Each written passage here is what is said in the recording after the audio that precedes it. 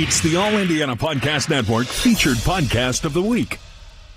And this week's feature takes you behind the scenes here at Wish TV. Yeah, about 100 feet that way into the Lifestyle Live studio in this case. George is with us and one of our good friends from the Wish TV team. How's this all fit together, George? Well, one of the things that I've really enjoyed doing with the Behind the Eight podcast is giving people a look at some of those people who are not on TV. And that includes Courtney Wiggins, seated to my right, because Courtney has been working on a really cool series of reports called Finding Indiana that in particular focuses on hidden gems, African-American leaders who have been, in some cases, well, not ignored, but we just don't know enough about them, do we? Right, just hidden gems, people that you may hear their name or see their name on buildings, maybe see murals of them, and just really don't know their story.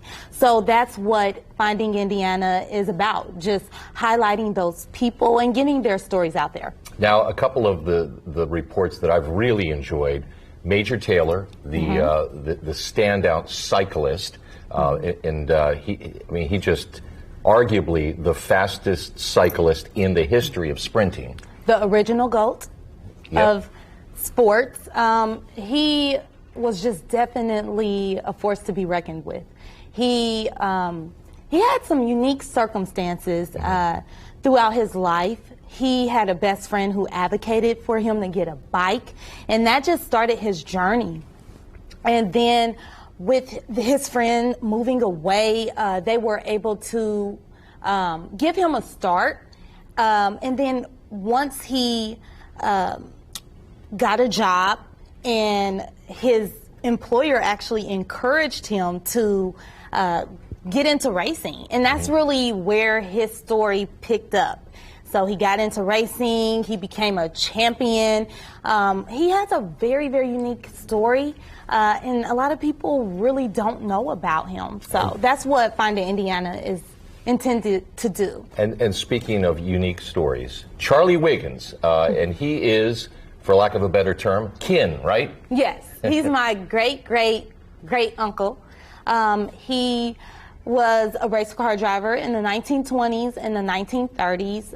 He wanted to race in the Indy 500, but couldn't because... And should have been allowed, if I can enter my opinion here, but yeah. Yes, I mean, because he was great. He was known as the Negro Speed King, but because of racism during that time, he just was not able to do that. So he raced for Golden Glory sweepstakes, and he was on a winning streak, in a horrible accident ended his career early. But he also helped Wild Bill Cummings with his IndyCar win in 1935 or 36. So he really was hot stuff. He was hot on the tracks.